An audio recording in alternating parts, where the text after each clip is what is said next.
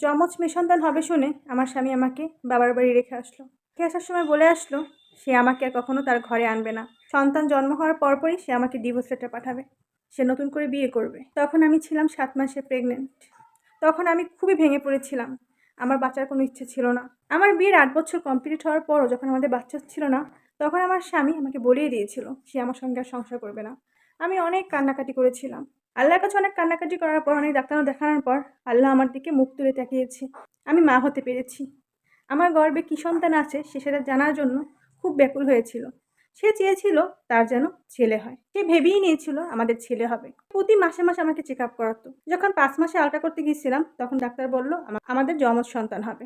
আমার স্বামী তো আরও খুশি যে 2 ছেলের বাবা হবে সে।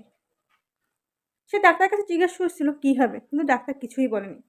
যখন আমি 7 মাসে প্রেগনেন্ট তখন আমার স্বামী তার পরিচিত এক বন্ধুর কাছে নিয়ে যায় আমাকে আলট্রা করার জন্য। তার বন্ধু তাকে যখন জানায় আমার গর্ভে 2 মেয়ে, সেই ক্লিনিকে বসেই আমার স্বামী আমাকে বলল সে আমার সাথে থাকবে না। তো বাসা আসার পরে সে ব্যাগটা গুছিয়ে আমাকে বাড়ি দিয়ে আসলো। আমার কি ভাগ্য! যখন সন্তান হয় না সেটা জেনে আমার স্বামী আমাকে ডিভোর্স দিবে, মেয়ে হবে শুনে আমার স্বামী আমাকে ডিভোর্স দিবে, সে আমার সঙ্গে থাকবে না। তো দেখতে দেখতে আমার বাচ্চা হবার সময় চলে আসলো। আমার বাবা বেঁচে ছিলেন না। আমার মা ভাইয়ার ভাবির সঙ্গেই থাকে। আমার শুধুমাত্র একজন ভাই ছিল। তো আমাকে ক্লিনিকে নেওয়া হলো। তো আমার কন্ডিশনটা আমার ভালো ছিল না। তো আল্লাহর অশেষ রহমতে আমার একজন মেয়ে আর একজন ছেলে হলো। যেই আমার 2 সন্তানকে বের করা হলো, আমার মা আর ভাই যখন দেখতে পেল আমার একজন ছেলে আর একজন মেয়ে হয়েছে, সাথে সাথে আমার মা আমার হাজব্যান্ডকে ফোন দিল। আমার ভাই নিষেধ করেছিল, কিন্তু তারপরে মা শুনল না। তো আমার হাজব্যান্ড ঢাকায় থাকতো আর আমার বাড়ি হচ্ছে বরিশাল। তো আমার যখন পুরোপুরি জ্ঞান ফিরছে তখন আমি দেখি আমার হাজব্যান্ড আমার পাশে। আমার জ্ঞান ফেরতেই আমার স্বামী আমাকে বলল তুমি আমাকে মাফ করে দাও। 4 দিন আমার ক্লিনিকে থাকা লাগলো। তো আমার স্বামী আমার অনেক সেবা যত্ন করেছে। আগে কি হয়েছে না হয়েছে সব কিছু আমি ভুলে গেছি। সত্যি বলতে আমি কখনোই চাইনি আমাদের সংসারটা ভেঙে যাক। বাবার বাড়ি 15 দিন থাকার পরে আমি আমার স্বামীর সঙ্গে আমাদের নিজের বাসায় চলে আসি। আমার শ্বশুরবাড়িতে কেউই ছিল না। আমার স্বামীর 3 ভাই ছিল। আমার 2 ভাসুরই দূরে থাকে।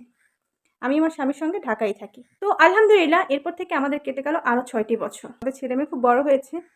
ওদের জন্য সবাই দোয়া করবেন। তো এই ঘটনার সঙ্গে আমার জীবনের কোনো মিল নেই। এটা সম্পূর্ণই একটি কাহিনী মাত্র। এই সমাজে মেয়েদের কোনো মূল্য নাই। একটা সংসারে প্রথম একজন মেয়ে হলে দ্বিতীয়বার মেয়ে হতে গেলেই সমস্যা। আর সব সমস্যা মা। মানে মায়ের জন্য সন্তান মেয়ে হয়েছে। আসলে এটা কেউ বোঝে না যে সন্তান হচ্ছে আল্লাহর দান। ছেলে হোক মেয়ে হোক যা হোক তা নিয়ে সুখী থাকা উচিত। কত মানুষের তো সন্তান হচ্ছে না। তারা যে কতটা অসহায় শুধুমাত্র তারাই জানে। একটা সংসারে একজন মেয়ে থাকা মানে সংসারটাকে খুব সুন্দরভাবে গুছিয়ে রাখে। যে সংসারে শুধুমাত্র ছেলেরা আছে সে সংসারটা কিন্তু অত সুন্দরভাবে গুছিয়ে থাকে না যতটা মেয়েরা রাখতে পারে।